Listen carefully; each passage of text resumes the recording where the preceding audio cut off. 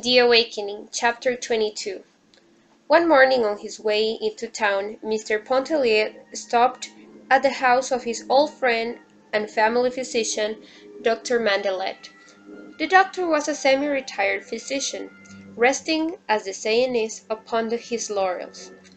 He bore a reputation for his wisdom rather than skill, leaving the active practice of medicine to his assistants and younger contemporaries, and was much sought for in matters of consultation. A few families united to him by bonds of friendship. He still attended when they required the service of a physician. The Pontelliers were among these. Mr. Pontellier found the doctor reading at the open window of his study. His house stood rather far back from the street, in the center of a delightful garden, so that it was quiet and peaceful at the old gentleman's study window. He was a great reader. He started up disapprovingly over his eye-glasses, and Mr. Pontellier entered, wondering who had the temerity to disturb him at that hour of the morning. "Ah, Pontellier! Not sick, I hope. Come and have a seat. What news do you bring this morning?" He was quite portly, with a profusion of grey hair, and small blue eyes, which age had robbed of much of their brightness, but none of their penetration. "Oh, I'm never sick, doctor. You know that I come of thought fever, of that old Creole race of Pontelliers that dry up and finally blow away. I came to consult. No, not precisely to consult. To talk to you about Edna. I don't know what ails her. What ails her?" "Madame Pontellier not well?" marveled the doctor. "Why, I saw her, I think it was a week ago, walking along Carnal Street. The picture of health, it seemed to me." "Yes, yes, she seemed quite well. She seems quite well," said Mr. Pontellier, leaning forward and whirling his stick between his two hands. But she doesn't act well. She's odd. She's not like herself. I can't make her out, and I thought perhaps you'd help me." "How does she act?" inquired the doctor. "Well, it isn't easy to explain," said Mr. Pontellier, throwing himself back in his chair. "She lets the housekeeping go to the dickens. Well, well, women are not all alike, my dear Pontellier. We've got to consider—" "I know that. I told you I couldn't explain. Her whole attitude toward me and everybody and everything has changed. You know I have a quick temper, but I don't want to quarrel or be rude to a woman, especially my wife. Yet I'm driven to it, and feel like 10,000 devils after I've made a fool of myself. She's making it devilishly uncomfortable for me," he went on nervously. "She's got some sort of notion in her head concerning the eternal rights of women, and you understand, we meet in the morning at the breakfast table." The old gentleman lifted his shaggy eyebrows, protruded his thick nether lip, and tapped the arms of his chair with his cushioned finger-tips. "What have you been doing to her, Pontellier?" "Doing? Parbois!" "Has she?" asked the doctor with a smile.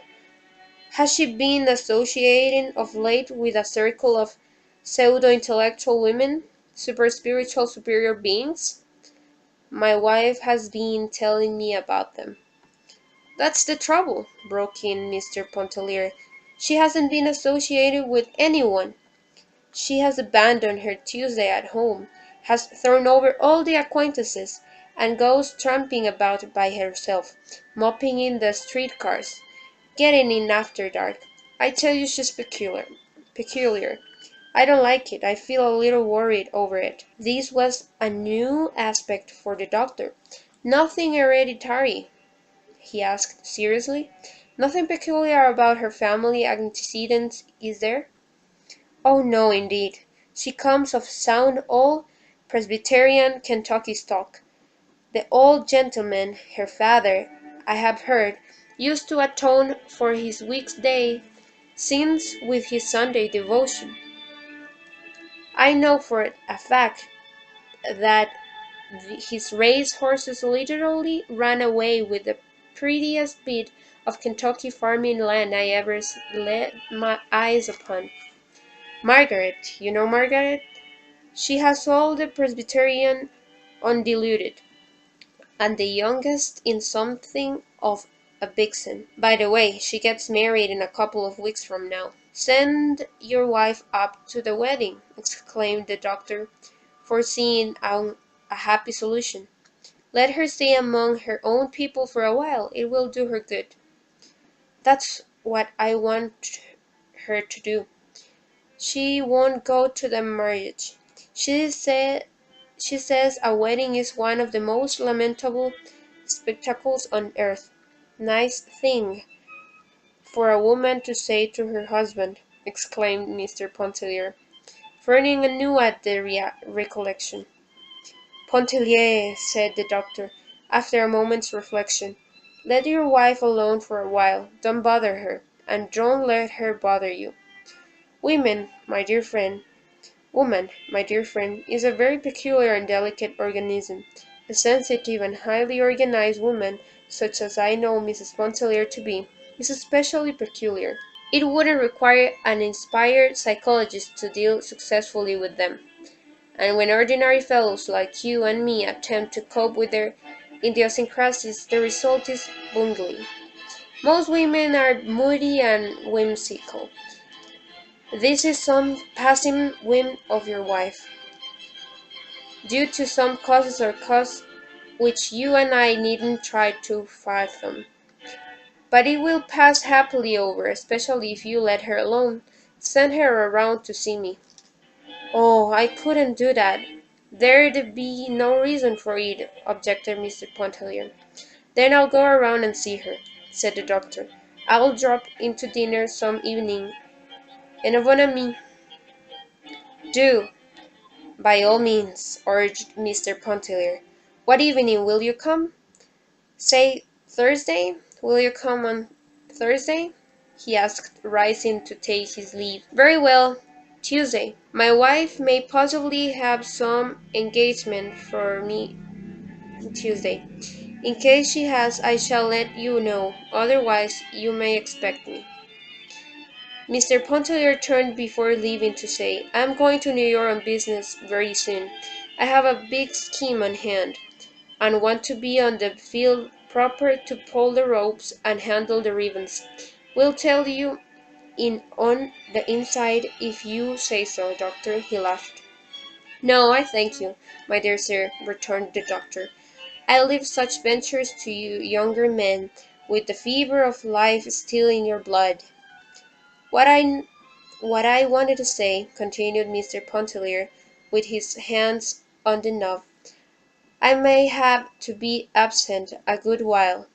Would you advise me to take Edna along? By all means, if she wishes to go. If not, leave her here. Don't contradict her. The mood will pass, I assure you. It may take a month, 2, 3 months, possibly longer, but it will pass. Have patience. Well, good-bye. Adieu, said Mr. Pontellier, as he let himself out. The doctor would have liked during the course of conversation to ask, Is there any man in the case? But he knew his Creole too well to make such a blunder as that.